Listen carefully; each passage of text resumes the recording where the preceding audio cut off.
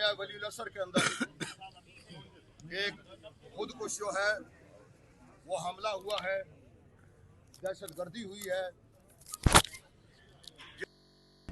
जुमे का खुतबा ख़त्म हुआ तो खुतबा जुमा चुके मैं बजाते खुद दे रहा था और 1:30 बजे जिस वक्त खुतबा ख़त्म हुआ तो उसके बाद कोई 1:32 और 33 मिनट थे। पहली रकत थी। मैं इसलिए थोड़ा सा बताना चाहता हूं ताकि वो अपने अपने तौर पर जो है इसकी तशरीह तोज़ी ना करे। तो पहली रकत के कनूत में हम थे। इतनी देर में वो दहशतगर्द या उसके जो साथी थे, यहाँ हमारी जो सिक्योरिटी होती है वो 2-3 हिस्सों में तकसीम होती है।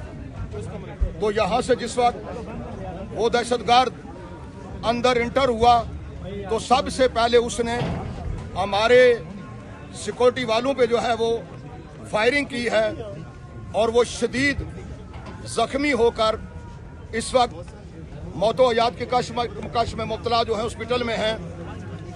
उसके बाद हमारे सिक्योरिटी वालों ने उस पर फायरिंग की, लेकिन इतनी देर में वो खुदकुश हमलावर जो था वो मरकजी इमाम बारगाह कसरे खदीजातुल कुबरा के अंदर जो है वो दाखिल हो गया और वहां पर जाते ही उसने ब्लास्ट कर लिया और हमारे इस वक्त दर्जनों के हिसाब से मोमिनीन जो है वो दर्जा शहादत पे फैज हुए हैं और बहुत बड़ी तादाद दर्जनों के हिसाब से जो है वो जख्मी हैं।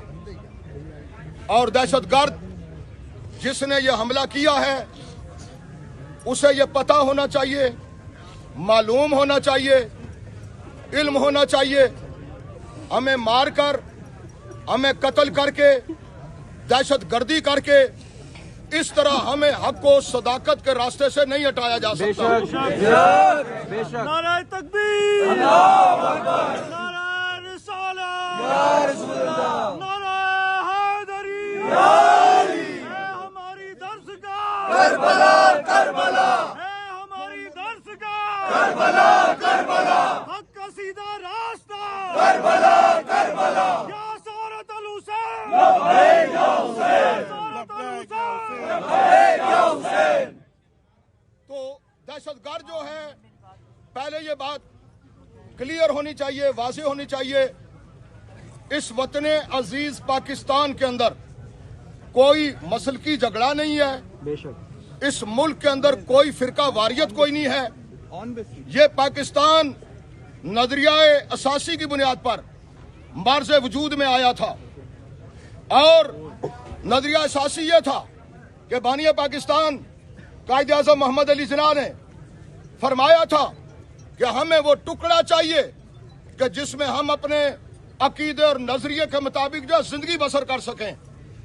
और तहरीक नफाज़े फ़िक़्ह जाफरिया पाकिस्तान के कायद आगा सैयद अहमद अली शाह मूसी अल-नकवी अल्लाह मकामा ने पूरी जिंदगी ये बावर कराया, ये नजरिया दिया, अजबर कराया इस मिल्लत को, एक एक मुसलमान और पाकिस्तानी के ज़हनों के अंदर डाला कि दहशतगर्द का कोई मजहब नहीं होता, मसलक नहीं होता, मुल्क नहीं होता, उसे फकत दहशतगर्द समझा जाए और उसी अंदाज से उसको ट्रीट किया जाए।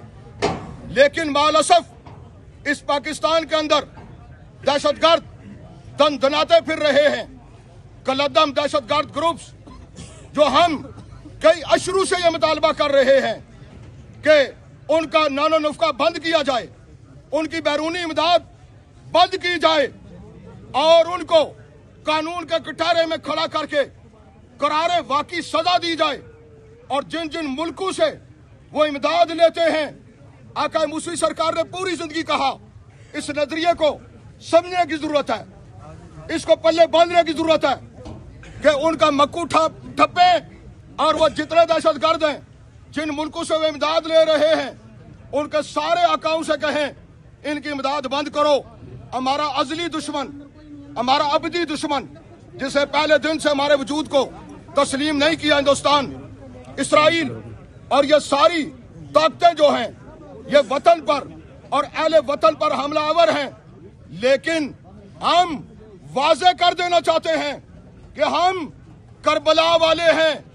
कोई दहशतगर्दी, कोई हमला, कोई हमें हक को सदाकत के रास्ते से नहीं हटा सकता।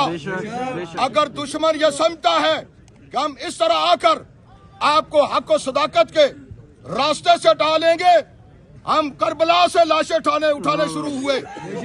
जिंदाबाद जिंदाबाद।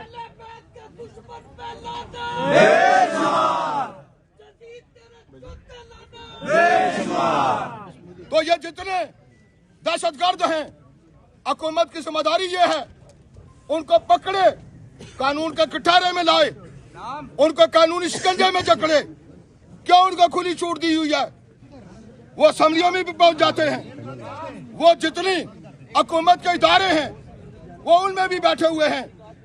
वो मीडिया पे भी आते हैं, हर जगह पे अपना बयान भी कर रहे हैं, अपने मकासद को भी आगे बढ़ा रहे हैं और उनके हमदर्द माशरे के अंदर उनके सहूलतकार भी मौजूद हैं। क्या ये हुकूमत की जिम्मेदारी नहीं बनती? क्या हुकूमत इतनी बेखबर है? इस्लामाबाद दारुल हुकूमत है। अगर दारुल हुकूमत के अंदर ये पोजीशन है, बाकी जगहों पर क्या होगी? तो क्यों नहीं उन पर नजर रखी जाती? किसको नहीं पता कि कोई कहां से बोल रहा है? किसको नहीं पता वो किसके मां पर काम कर रहा है? किसको नहीं पता कि वो बैरूनी एजेंट है? किसको नहीं पता वो इंडिया का एजेंट है? किसको नहीं पता वो इसराइल का एजेंट है? वाजे कर देना चाहते हैं। आका मुस्लिम सरकार ने पूरी जिंदगी फरमाया शिया और सुन्नी ये दोनों भाई हैं, दुनिया की कोई ताकत इनमें जुदाई नहीं डाल सकती। और हम ये जितने फितरतुल हिंदुस्तान है, फितरतुल ख्वारिज है, ये सारे के सारे उसी सिलसिले की कड़ियां हैं। अगर जाए तो वहां पर जाकर इनकी कड़ियां मिलती हैं। हुकूमत उनको पकड़े, उनके सरपरस्तों को पकड़े, सहूलतकारों को पकड़े, उनको करारे वाकई सजा दे। और ये बहुत बड़ा सिक्योरिटी लैब्स है, सिक्योरिटी लैब्स है, ये बहुत बड़ा सिक्योरिटी का फुकदान है। हमारी सिक्योरिटी तो मौजूद थी, बाकी क्यों नहीं थी जब मुल्क के हालात ऐसे हैं? अलबत्ता हम इस्लामाबाद की सारी इंतजामिया का शुक्रिया भी अदा करते हैं कि विद इन नो टाइम सारे इदारे पहुंचे हैं। उन्होंने शुहदा के लाशें उठाए, जख्मियों को उठाया और अभी भी लगातार लगे हुए हैं। और मैं आपसे ये अपील करूंगा, ये दरख्वास्त करूंगा कि हुकूमत को वो काम अभी करने दें, दहशतगर्दों को पकड़े, उनको करारे वाकई सजा दे, उनके सहूलतकारों तक पहुंचे और उन पर हाथ डाले, तो हम शुहदा के खून को कभी भी रैगान नहीं जाने देंगे। हम शुहदा के खून को तारीख